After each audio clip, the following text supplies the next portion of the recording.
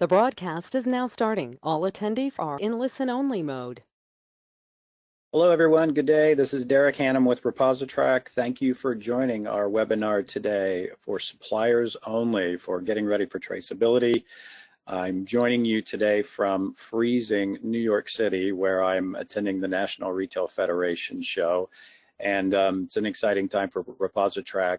We just announced a partnership with Upshop. And for those of you who may not be familiar with Upshop, Upshop is a automation platform for retailers for store operations, for their labor management, freshness management, out-of-stock management.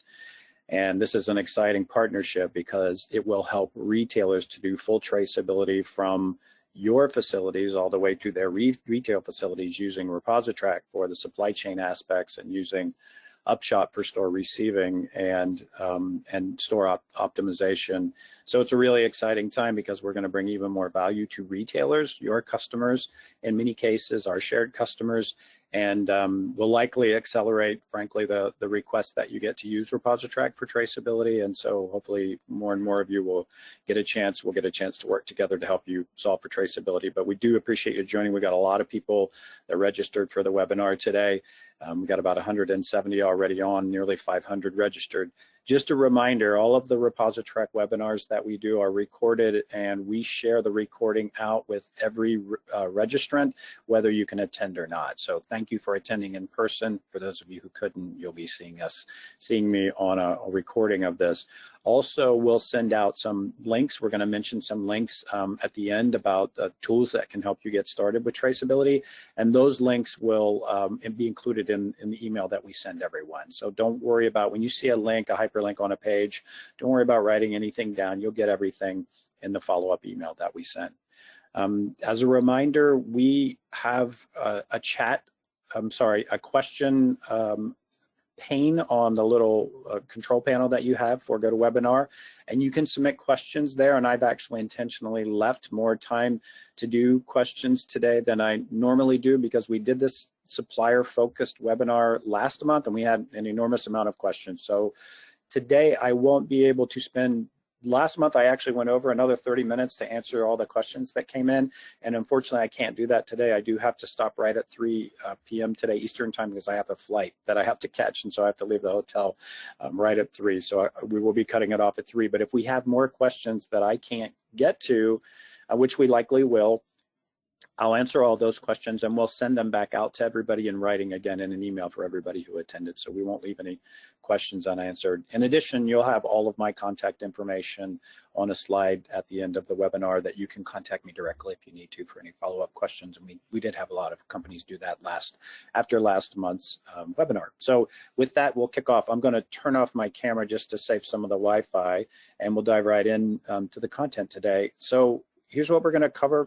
For those of you who may not know who ReposiTrak is, I'm going to do a very quick intro. I think probably everybody on the webinar today knows who we are and the role that we play in the supply chain, and particularly for traceability, but always doesn't hurt to do a little bit on our company so you know where we fit in. And then we're going to really dig into the meat of it is, who's asking you to do traceability today? Why are they asking? What do they need?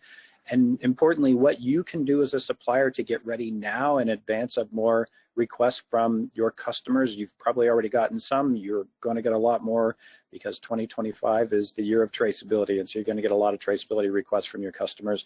And we want to make sure that you're well prepared and try to get out in front of it and frankly leverage it as an advantage for your business. And we're going to show you how you can do traceability for all your customers using ReposiTrak. And then again, I've built in, actually, this should only take about 35 minutes of the content. And so we'll have maybe 25 minutes to dive into some good Q&A. Okay, so moving right ahead. Who is ReposiTrak? ReposiTrak is a supply chain data management company, and we're the largest network of connected suppliers, wholesalers, and retailers in the world in the food industry, sharing documents and now increasingly sharing traceability data. You can see the types of companies that are connected to ReposiTrak. Certainly, all of those companies that create products that are on the FDA's food traceability list. But ReposiTrak is a massive engine for processing data. You can see in some of our solutions how we're connected to stores, and we're creating invoices on behalf of suppliers for some of our other solutions, doing orders and forecasting, and again, tracking many hundreds of thousands of documents. probably most of your companies are connected to our platform today in our supplier compliance management solution, where you have one or more customers who are asking you to share documents like your certificates of insurance and your food safety audits in the ReposiTrak platform. And so you're connected. We probably know your facility information, and that gives us a big head start for helping you deal with traceability and the traceability requests that are coming from your customers. We're very connected, again, throughout the food supply chain, obviously both retail, wholesale, and many thousands of suppliers are using ReposiTrak today. So who's asking for traceability now, and what are they asking for? Major retailers and wholesalers right now are actually instituting traceability programs, and while some of them are focused strictly on the FDA's Food Safety Modernization Act to Section 204, FSMA 204, there are some major retailers like Walmart, Kroger, and Albertsons that have announced that they're tracing all food items, right? Not just those required by the FDA, but traceability for all food items, which means if you're a food product supplier, as almost everybody on the webinar is today, you will be doing traceability, right? So, and also the timelines are ahead of the FDA. And so within the next 6 months is when most of the companies that supply food will need to be traceability ready, because you're getting requests now to do traceability, and you're going to get many, many more requests going forward in 2025. So you need to be prepared. And what's driving a lot of this, of course, is consumers, right? Consumers want to know more about the products, the provenance of the products that they buy. They want to understand that the supply chain is safe and transparent. And as the news of recalls and cases of foodborne illness, why they may not be increasing, certainly the news related to recalls in foodborne cases of foodborne illness is increasing and taking a bigger place in the minds of consumers. And so consumers will be demanding more and more transparency in the supply chain. Traceability delivers that. And then finally, those of you who have products on the food traceability list, you'll know that FSMA 204 enforcement is just about 1 year away now. We've had more than 2 years now of time to get prepared for enforcement for FSMA 204. Unfortunately, a lot of the industry has waited to start to move to traceability compliance. But again, this year we'll see a massive amount of traceability activity from retailers and wholesalers who will be reaching out to you, asking you to do traceability with them in some form or fashion. A number of them are already using ReposiTrak to do that. This is what our network looks like today. Again, I mentioned companies like Walmart, Target, Cisco, McLean, Albertsons, Kroger. They're not using ReposiTrak for traceability, but we can help you with their traceability request if you need it. I'll get into that more later. So we consider them outside of our network, but we have a number of retailers and wholesalers who are using ReposiTrak and requiring suppliers to use ReposiTrak for traceability. Here's the challenging part for you as a supplier. Many of these companies have different requirements. So some of them start with the FDA's key data elements under FSMA 204, but many are going beyond that. And so as a supplier, you're going to need to know how to meet the traceability requirements of each of your customers when all of those traceability requirements might be a little bit different, right? And so if you're a supplier and you've got 50, 100 or more different customers, how will you do traceability 100 different ways, right? It's not something that anybody would get very excited about or look forward to. And so really the biggest challenge for suppliers is in this environment where retailers and wholesalers, your customers, are launching their traceability programs. What will they look like? What will the requirements be? And how will you meet those requirements in order to stay in compliance and be in good standing with your customers so you can continue to ship products to them and grow your business with them? So this promises to be even more challenging as the year rolls out. What I've done is try to classify in just generally different areas here where you might fit in as a supplier. So this is just my categorization. It's not the FDA's categorization, right? So just to help you understand, as a harvester, for example, and my definition of a harvester is you harvest a food product like produce or seafood or eggs, right? You may have specific FSMA traceability requirements under FSMA 204 related to harvesting, packing, cooling, and shipping, the so-called critical tracking events under FSMA 204. And most of you who are harvesters probably understand the impact and the requirements for your business around things like harvesting and packing, or in the case of seafood, the first land-based receiver, and your record-keeping requirements there. And then, of course, all of you will have shipping record keeping requirements as you ship your products to your customers. But outside of FSMA 204, if you ship to some of the large retailers that do traceability across all food items, right, you have customer-driven traceability requirements, and those customer-driven requirements will supersede the FDA's requirements because, again, you may not have a product on the food traceability list, like onions, if you produce onions, not on the food traceability list, but your customers may well ask you to do traceability and require that of you anyway.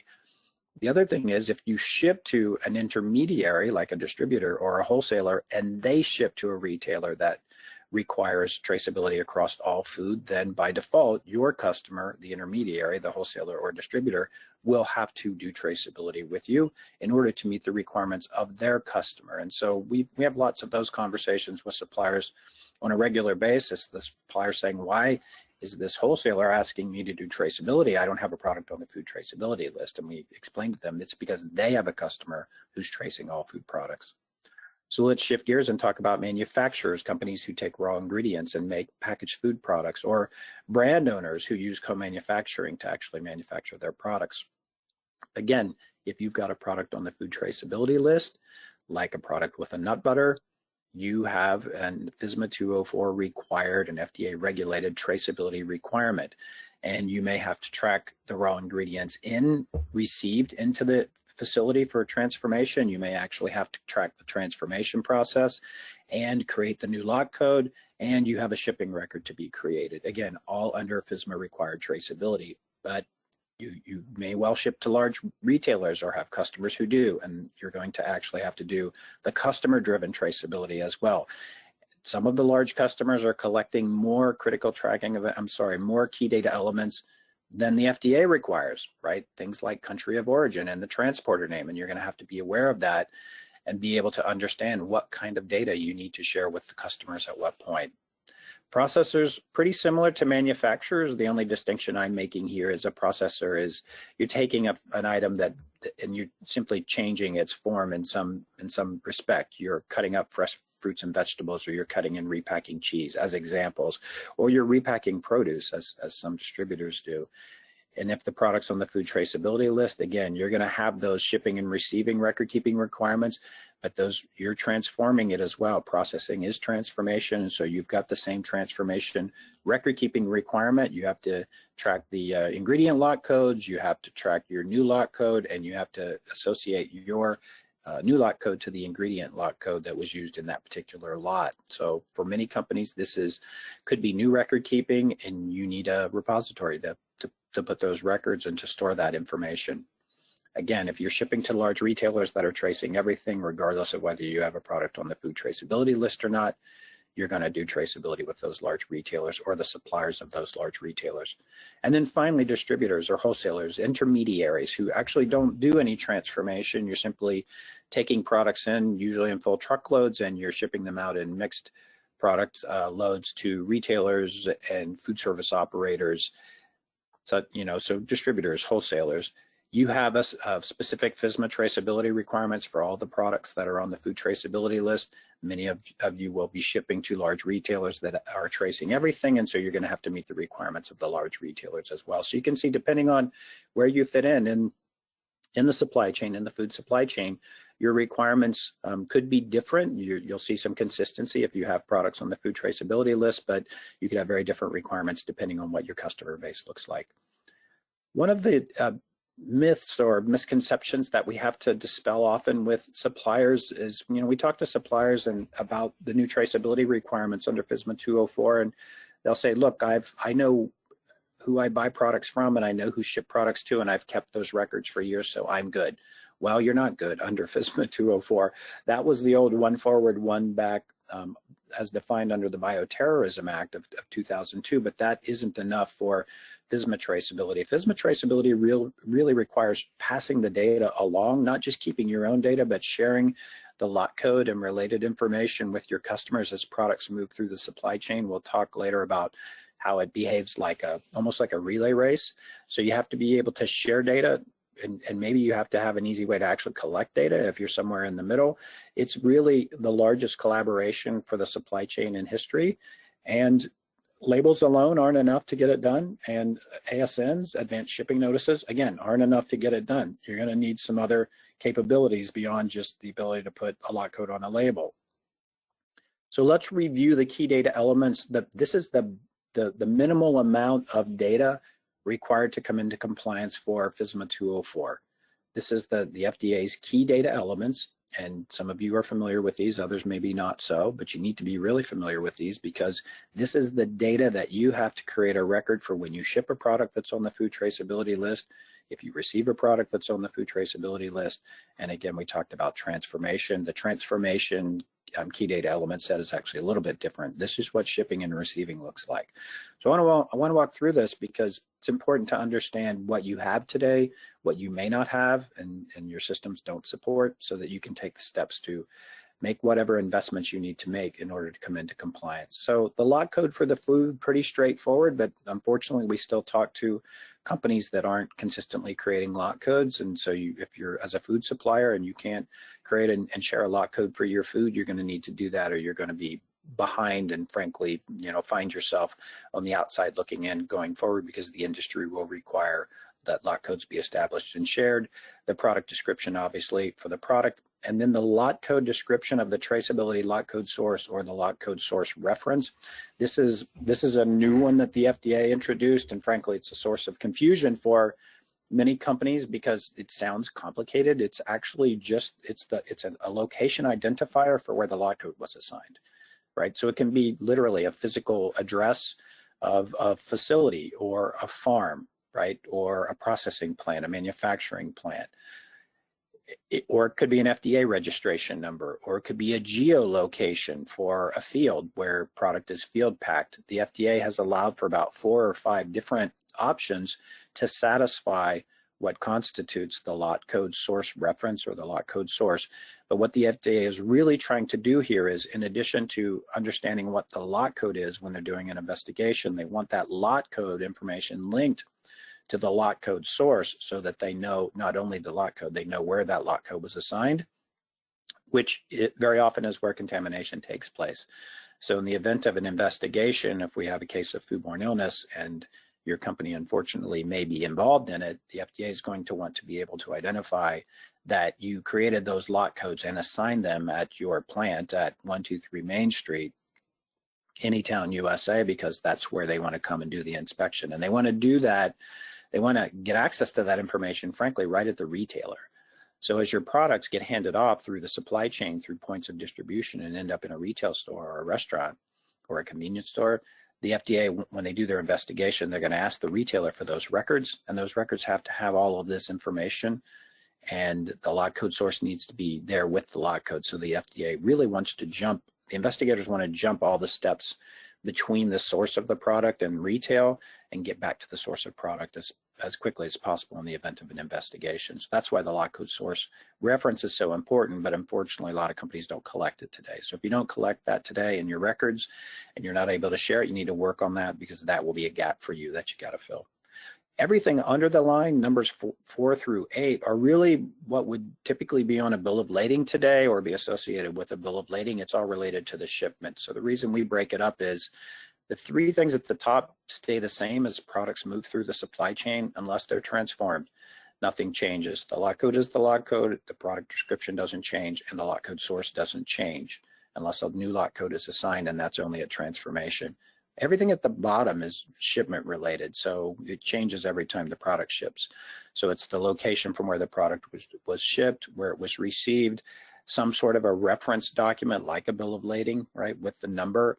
That has to be captured in your key data element record, the quantity and unit of measure of the food that was shipped in that particular shipment, and the date it was shipped or received, right? So if you're the shipper, your record needs to have the shipment date and the receiver needs to have the receiving date.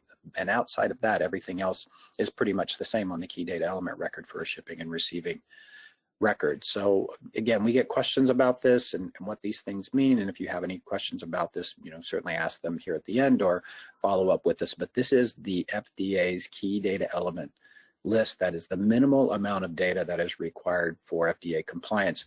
as I mentioned, some of the larger retailers, their data requirement list goes beyond this. It may include country of origin. It may include the transporter name.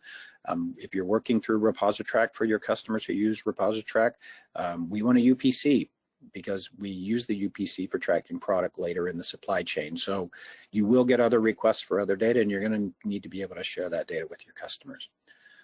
I talked about labels briefly, but I think it's worth talking about why labels aren't sufficient to do all of traceability. From time to time, we'll talk to a supplier and they'll say everything that the customer needs is on the label. They can just pull it from the label.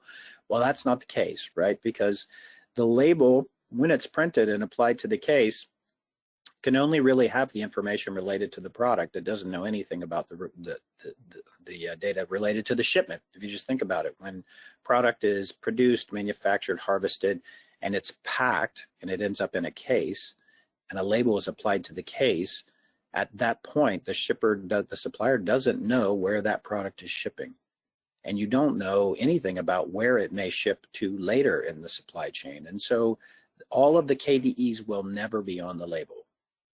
So I'll say that again, all of the KDEs required for FSMA 204 will never be on the label. What can be on the label is those product-related key data elements, and what can't be on the label are the shipment-related key data elements. So why do we spend some time talking about this? It's because depending on at which point in the supply chain traceability records are being collected and the data is being managed, you may have a combination of label-derived data and electronically shared data. So labels are important, in fact critical, but they won't do all of traceability. So you're going to need some other way to share data with your customers outside of just putting it on the label. And it's not enough to say I send them a bill of lading and everything else is on that, because wholesalers and retailers, if they're your customer base, they get hundreds or maybe thousands of shipments a day. They can't deal with, one-off bills of lading and PDFs and paperwork. It simply doesn't work at the volume that they operate. So they're going to need data sharing, and what you're seeing emerge now is that retailers and wholesalers are dictating to their suppliers, this is how you need to share data with me. And again, some of them are doing that via ReposiTrak, and some are doing it other ways, right? So take a look at your labels. One of the things that the ReposiTrak team does with the suppliers we work with is evaluate your labels to give you feedback about whether they're suitable or not. If your label doesn't have what we call a human or machine readable lot code, that is, a human readable lot code is just alphanumeric, machine readable would be a barcode. If you don't have one or the other, your label is insufficient, and it won't be sufficient going forward to maintain your business with your customers. So you're going to need to change your labels. So you have to have a machine readable or a human readable lot code. Some large retailers are requiring all suppliers to migrate to the GS1 standard label. You see a version of one of those at the bottom left here. And so if you have to make an investment in a new label anyway, convert to GS1. If you do business with one of the large retail chains like Kroger or Walmart, or you hope to in the future, you will need a GS1 label on your cases. So just understand that's an investment that you will need to make, or likely will need to make. If you have to change your labels anyway, convert to GS1. You're going to have customers who require it, and you won't be able to ship to them in the future unless you have a GS1 label. Okay, moving ahead. What can you do now in order to get ready for traceability? There are steps you can take as a supplier, because again, I've said it before, it's worth saying again, it doesn't matter what you sell. I went through the list of nearly 500 registrations today for the webinar, and I saw all kinds of different companies, from produce to seafood to bakery to confectionery, you name it. And I know there are some companies on the webinar today that don't have a product on the food traceability list. You will be doing traceability in the future, because the industry will move toward full food traceability following the lead of the large retailers who are requiring all food traceability. So just get ready for traceability. If you think you're going to live in a world where your products won't be subjected to a traceability program, you're wrong. So traceability is here to stay, and it will just grow and expand. What you need is a platform to easily share your data. You may have your own internal systems where you can hold your records, and that satisfies your requirements under FSMA 204 if you're on the food traceability list, but all suppliers will need to have systems in place where they can easily share the data with their customers, regardless of how the customers want the data delivered, via EDI or some other mechanism, or via ReposiTrak. So when you're thinking about systems to help you share data, just a piece of advice is be careful, because some of the systems that might help you do that are volumetric pricing. What does that mean? That means they're based on the number of records or transactions or transmissions. And so the more you ship, the more you pay.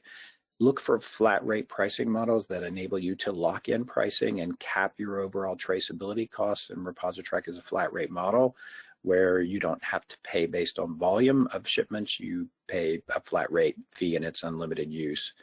And once you do that, you can start to position your brand as traceability ready and train your sales and marketing teams to use that to your advantage. Look, it's our opinion that whether it's wholesale or product suppliers, market share will be won and lost on the ability to do traceability. And as everybody's looking for a competitive advantage today in a really competitive marketplace, use traceability to your advantage, become traceability ready now, and promote it to your customers. I talk to retailers all the time, and I know a lot of them have surveyed or plan to survey their suppliers to say, what is your traceability readiness and how will you meet the traceability requirements? And you can position your company as traceability ready to say, we do it, we're ready to go, we're ready to share the data with you. We do it with ReposiTrak, we can do it through ReposiTrak, and we can meet your requirements.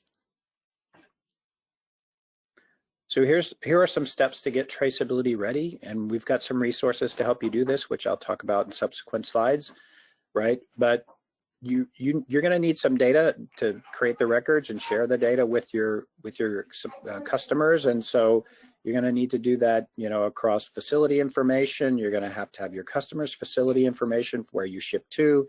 You're going to, need to talk about payment information for the solutions that you use. You will likely need to provide images of your shipping labels, and ReposiTrak requires that as well. We ask for images of your shipping labels. We give you feedback on those, as well as that gets shared in the ReposiTrak information to make it much easier for your customers to do traceability later, such as at the store, where they likely will have to scan the labels at the store, which will be a common receiving practice, is scanning the labels at the store.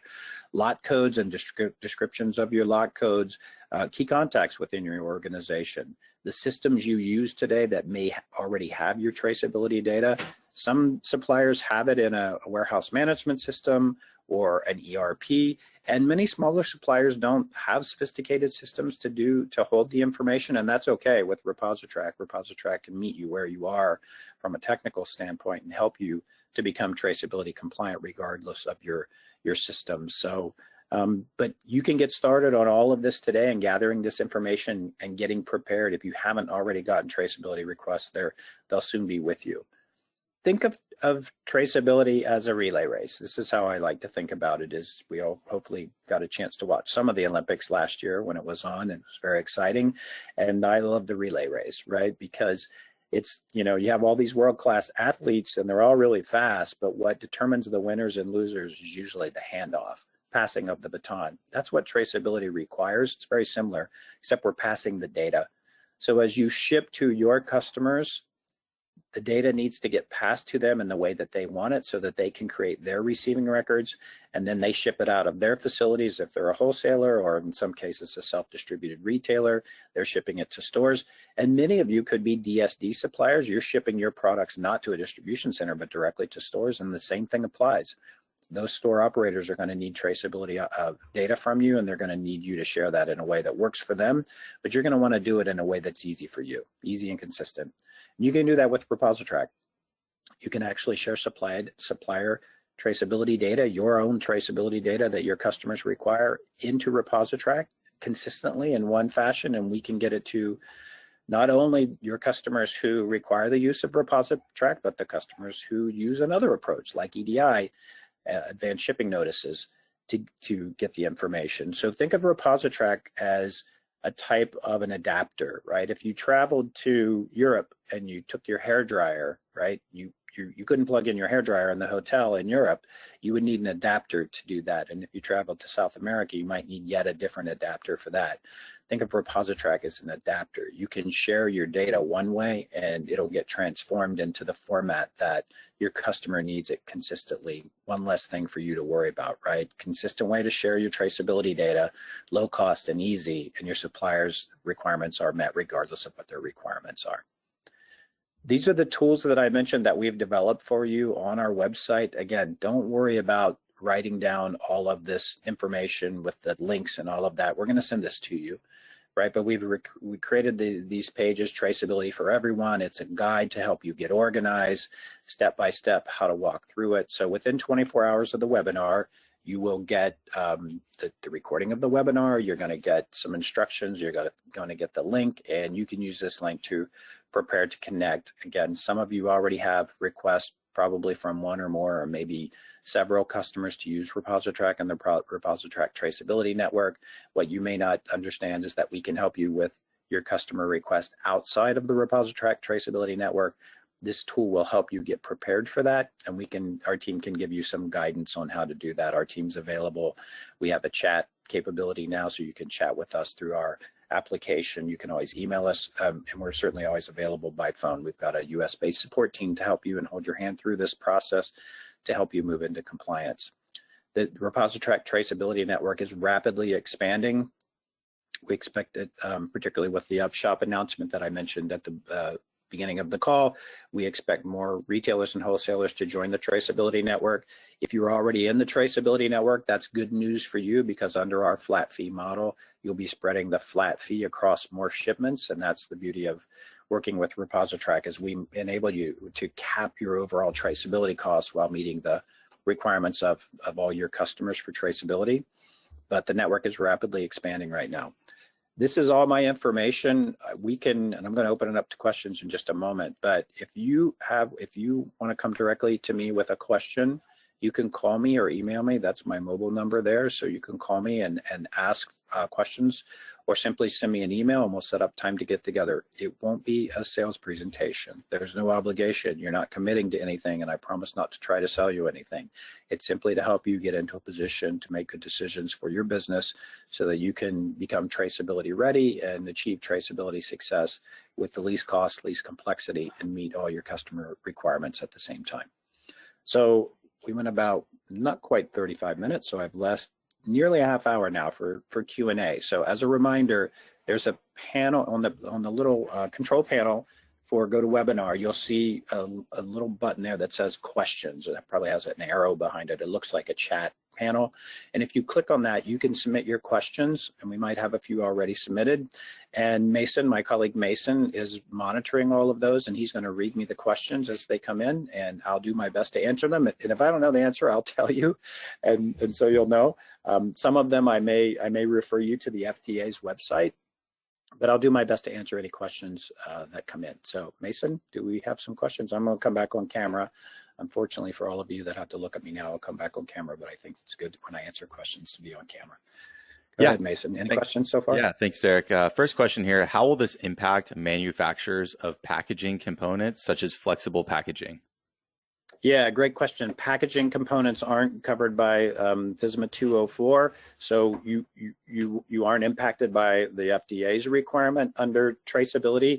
And up to this point, I haven't seen any retailer or wholesaler that requires packaging products to be included in traceability, only food items.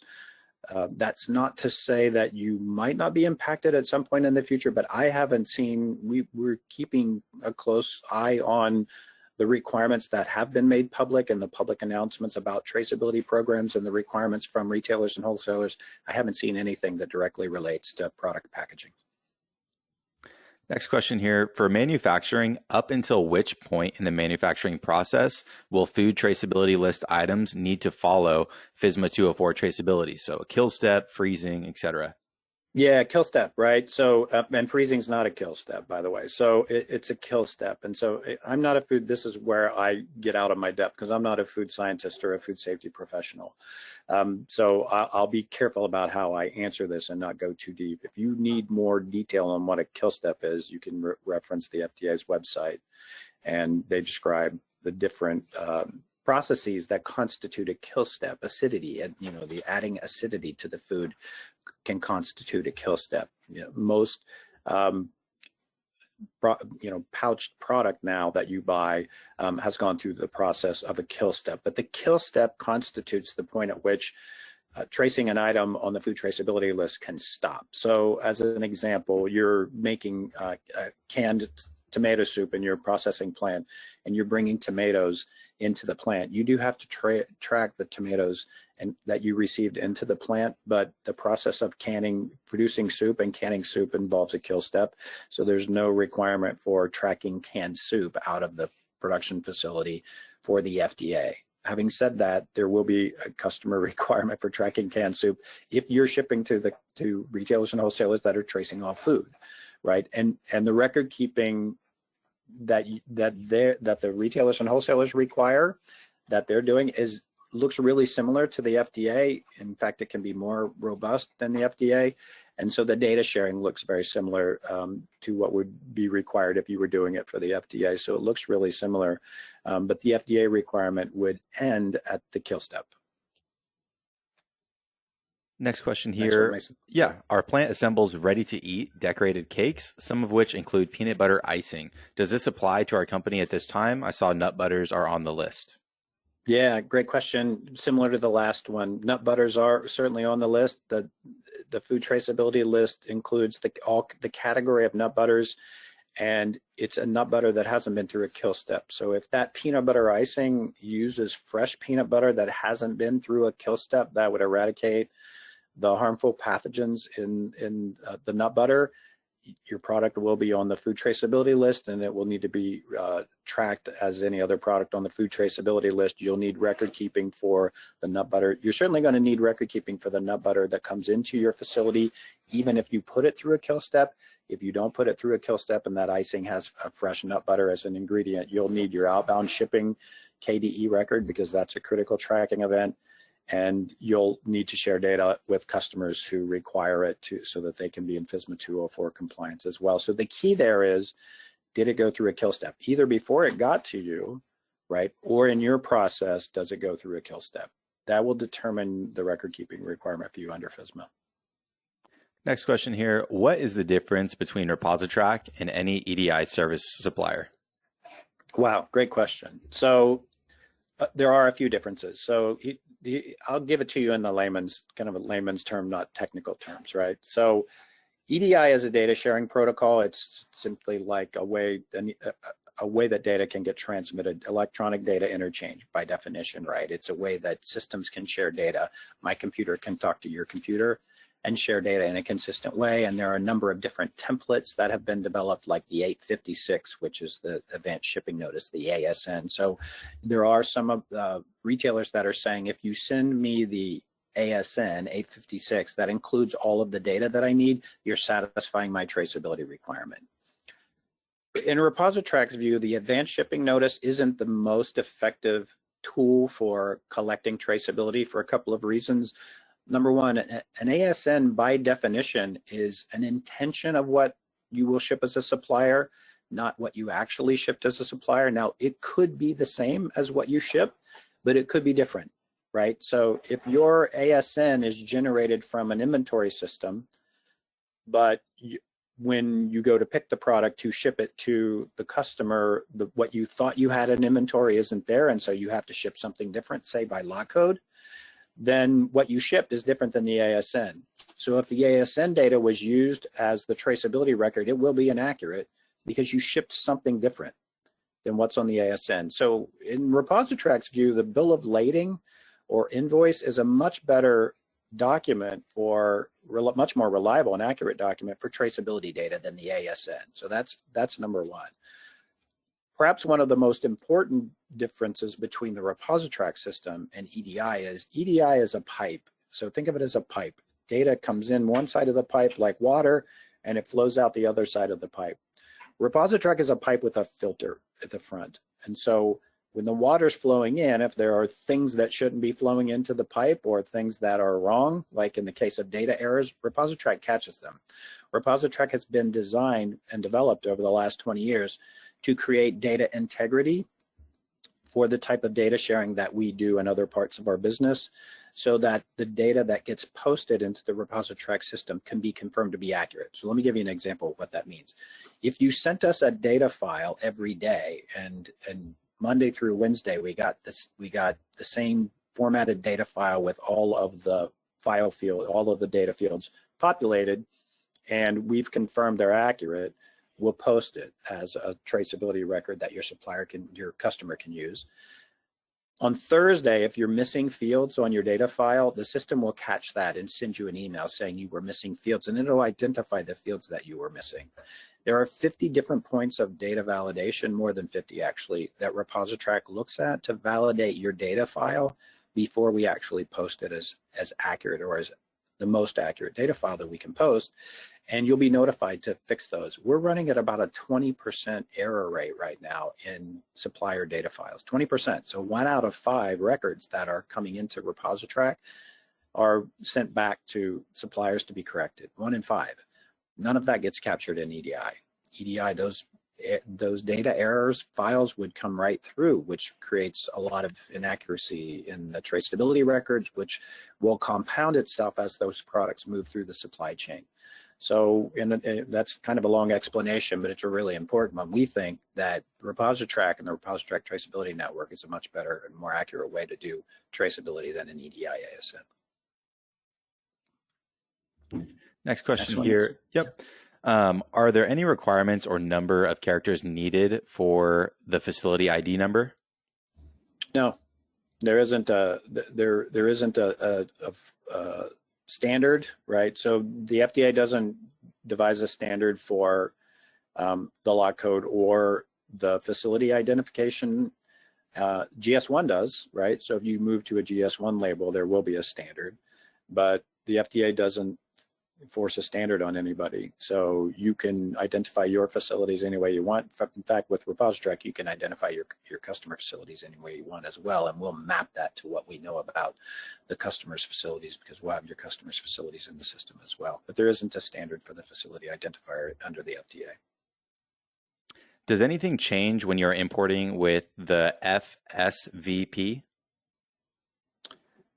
Not related to traceability. FSVP is obviously, a foreign supplier verification program. For those of you who don't know what we're talking about, FSVP has its own set of requirements under FSMA and not necessarily linked to traceability. So the institution of traceability program doesn't have any impact on your FSVP program.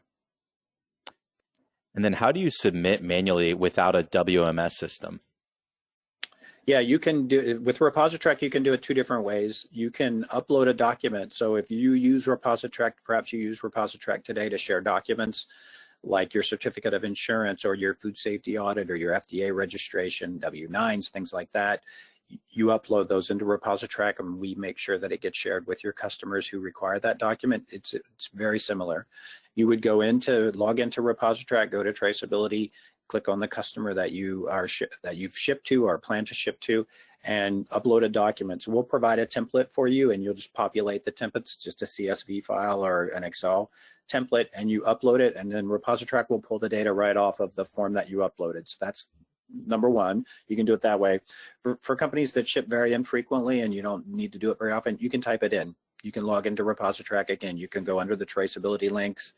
You can create your shipping record, create your shipping record, just a couple of clicks, and you can type your traceability lot code information, your quantity shipped, your product description, all of the key data elements. You just type them right into the system, save it, and we'll get it over to the customer that way. So the ways you can get data into the ReposiTrak system, ideally, if you have a system that will share the data automatically with ReposiTrak, that's the best, because once it's set up, it runs behind the scenes and nobody has to do anything on either end. No new work for you and no new work for the customer. It just runs behind the scenes.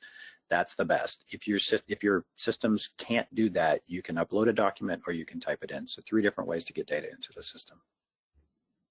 Is the traceability data transfer to customers required per load, or does it just have to be ready and available in the event that it is needed?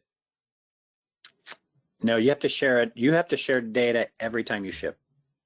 For the customers that require, because they can't, here's the thing to keep in mind, suppliers, I think, maybe don't appreciate this. When you're shipping to a distribution center might have 50 receiving doors, and those receiving doors are busy all day and all night sometimes, right? So literally hundreds of loads. During the course of a week, thousands of loads, full trailer loads of product are getting delivered into a distribution center, put away into the racks, and then eventually those cases are broken down and the cases are picked off of those cases to create mixed loads that then go out to stores or restaurants. That's the purpose of the distribution center. They can't do anything physically. Maybe they can scan a pallet tag, and some DCs actually scan a pallet tag, but they can't do anything at the case level today when they're receiving. So what they really want is all of your data around the lot codes that you shipped transmitted to them electronically through some sort of a system. Again, we've talked about EDI as one way to do it. ReposiTrak is the way a lot of companies are adopting to do it today. So they need your data every time you ship, every lot code, right? And you can do it at the end of the day with ReposiTrak. If you can do it automatically, you can set up that file sharing protocol that just runs automatically at the end of the day, like an end of day job.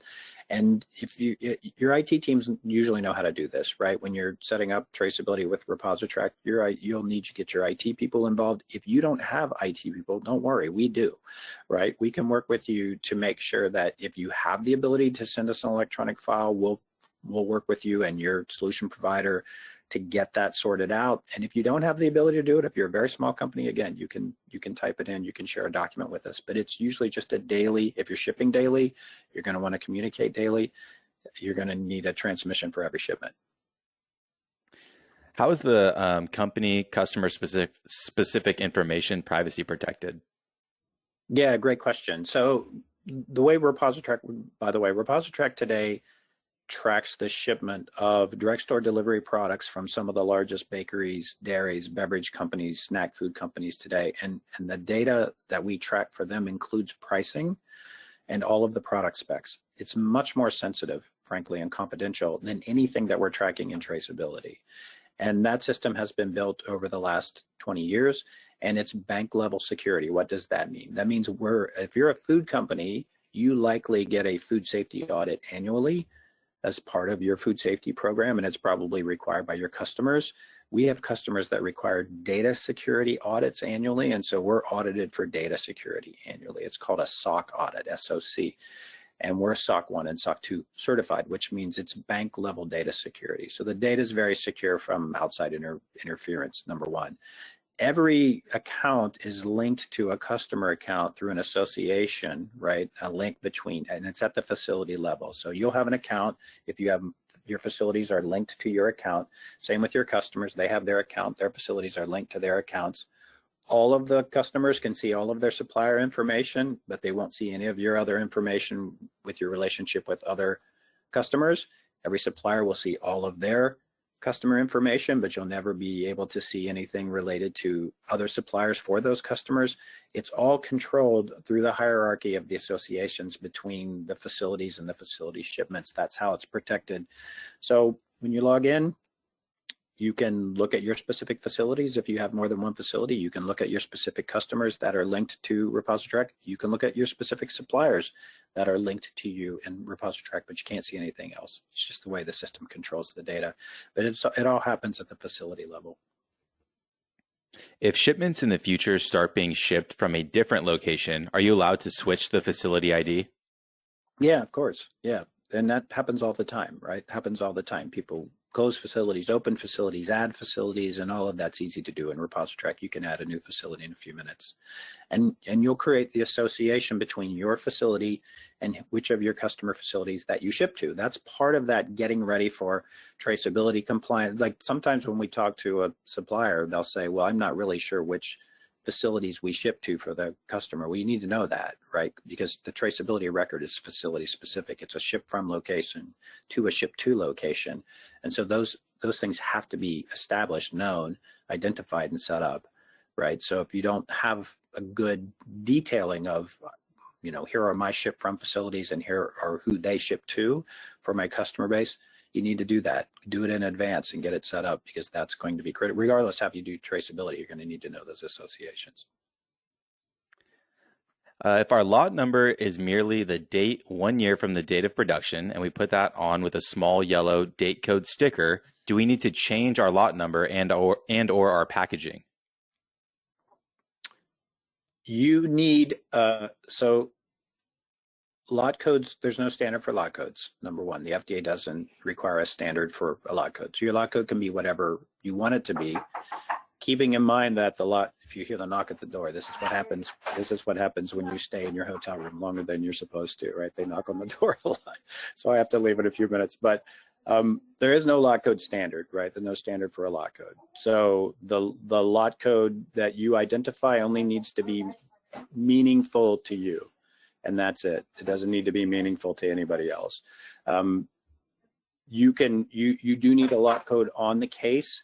And again, it needs to be a human or machine readable lot code. So it needs to be a barcode lot code, or it has to be, alphanumeric. But having said that, if you're going to have more and more customers, I think, going forward now that are asking you to move to the GS1 compliant label. So if you haven't yet done your homework around GS1, start to do that homework. Go to GS1 and look it up, because there's some cost involved in that. But if you have to upgrade your labels, just do yourself a favor. Move to the GS1 standard, because you will be locked out of doing business with certain companies in the future if you don't have a GS1 label. So just understand, sort of the anything goes with labeling of the past won't be applicable going forward. We're moving to a world of more standardization in the labels, not necessarily the lot codes, but in the label formats. And so just understand that's an investment you should make. Does this traceability apply to over-the-counter medication? It does not. This doesn't have anything to do with that. That's controlled by the FDA and a completely different traceability program. It has nothing to do. This is food only, not medication. And then if the ingredient is not on the food traceability list, it will also need to be in compliance for FSMA 204? No, if you're a manufacturer and you're bringing in ingredients that aren't on the food traceability list, you may want to do a traceability program with your ingredients for quality control purposes, but if it's not on the food traceability list, the FDA doesn't have any requirement for you to do record keeping. But having said that, many companies actually do track the lot codes of all of their ingredients, because they want to be able to link those lot codes of the ingredients with their own product lot codes, that in the event that there's a consumer issue down the road, quality complaint, they can come back to their lot code and look at their production records and their quality control records and try to determine, was this related to our processing of the ingredients, or perhaps it was something to do with the ingredient. They want to be able to look at the lot codes of those ingredients. So good quality manufacturing practices suggest that you should do that. FDA doesn't require it if it's not a product on the food traceability list. And then how should we create a traceability plan when we have different asks from different customers? Some are requiring ASNs while others require a sortable spreadsheet. Yeah, you're going to include that in your traceability plan. So most of your traceability plan will be consistent, irrespective of how your customers want you to share data with them. But your traceability plan would detail your ability to share data in the way your customers want you to share the data. So yeah, does it add complexity to the traceability plan? Sure, absolutely, it does. If you need the FDA actually has some decent resources now to help you with the food traceability plan.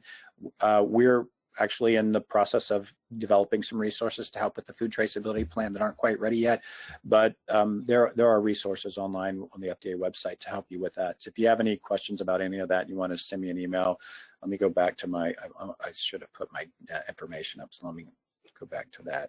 Okay, here's my info. You should be able to see my info now. And if you just shoot me an email, I'll help you with links to the FDA website for the food traceability plan. You do need, I didn't mention this, FSMA 204 requires that every facility has to have a traceability plan. So it would be similar to like a food safety plan or a HACCP plan. And the FDA details what's in that food safety, that food traceability plan. Next question here. If we are EDI capable, can we send the data directly to retailers and distributors, or do we need ReposiTrak for sorting out our data? If you are EDI capable and your customer requires you to send the data to them via EDI, you don't need to work through ReposiTrak. If you are EDI capable and your customer requires you to use ReposiTrak, you can send data to ReposiTrak via EDI if that's easier, or you can send it through another data sharing protocol if that's easier. It doesn't matter. We're a full EDI shop, so we can take it, the EDI transmission for your customers that require you to use ReposiTrak and deal with it that way.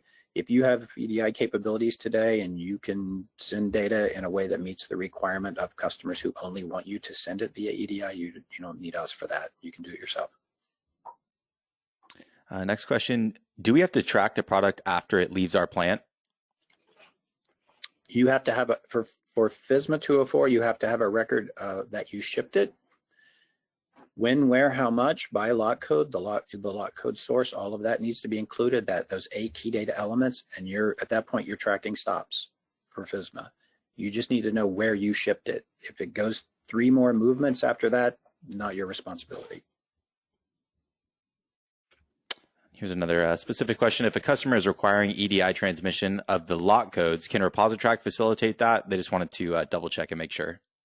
Yeah, we can. And again, hopefully one of the big takeaways from this is to help you understand ReposiTrak can help you with all of your customer requirements, even those that aren't requiring you to use ReposiTrak, right? So think of ReposiTrak as a universal way to meet traceability requirements of all of your customers, whether or not those customers are saying, I need you to use ReposiTrak. So we use the terms in-network and out-of-network because most people can relate to that from their healthcare plans. You've got in-network providers and out-of-network providers. In-network in the ReposiTrak world is any of the retailers and wholesalers that send you a communication and we follow up on their behalf that says you need to connect to ReposiTrak to do traceability. That's in the network, in-network, right? And it's a flat fee that you can spread across all of those shipments. Once you're in the network sharing data, you'll share data with all of your customers from your shipping locations for the same flat fee. Outside the network, that is customers that say, send me EDI or do it another way, we can help you with that too. We can be your data intermediary to meet those requirements as well. It's a little additional fee, but it's not a lot, and it is a flat fee for all the shipments to that customer. And then in regards to GS1 labels, do these apply to case UPC or to the consumer UPC? It's case level and pallet level, and some of the large retailers are dictating the standard for both the case and the pallet tag. It's called an SSCC. The pallet tag is, they refer to it as an SSCC, but it's a pallet label that is a standard. And then how is ReposiTrak involved with the FDA in the event of recalls? ReposiTrak is actually developing a recall solution that will automate the process of executing a recall, and we hope to be delivering that in the first half of this year, which can help companies to track, execute, and document all of the recall steps, including alerts to stores and facilities, follow-ups, storing documents, taking photographs, and potentially even reconciling refunds and the like. So that's in the works, and that'll sit right on top of the traceability solution that we're rolling out now. And then if we are currently already using ReposiTrak to send traceability data to companies within the network using a file upload, how do we get set up to send traceability data in the same format to companies outside of the ReposiTrak traceability network? Yep, you reach out to us and our team will work with you to update your file. You can send it all in the same file. We just need to update your file to get the data for any of the customers that you want to do traceability with. So we like to say we meet you where you are, right? So if you're already doing it and you've got the data, you're sharing data through some sort of a file with us today, we'll just update the file to include the data that the outside the network customers need, and we'll get it to them in the way that they need to get it. Perfect. This probably needs to be the last one, Mason, before I get kicked out of the hotel. Yeah, I was going to say we had a couple more, but I'll make sure to send them to you. That way you can, answer them all after the webinar. Just as a reminder, everybody, we'll answer all the questions in writing and we'll send them back out to everybody that registered for the webinar. Can we do one more? Yeah, sure. Let me grab this one here. Has anyone ever submitted with QuickBooks? I don't think we yet have an integration with QuickBooks. I think we're working on one, but in the meantime, we'll work with you to upload the document. You can do it through a document upload. Okay, everybody, thank you. We had a lot of attendance today. Really appreciate it. Hope this was helpful. Feel free to follow up with me if you need other help. Happy to help in any way. We'll answer all these other questions. We'll get the recording and the links out to you within the next 24 hours. Good luck with traceability. Let us know if we can help. Thanks again for attending the webinar. Have a great day. Bye-bye. This was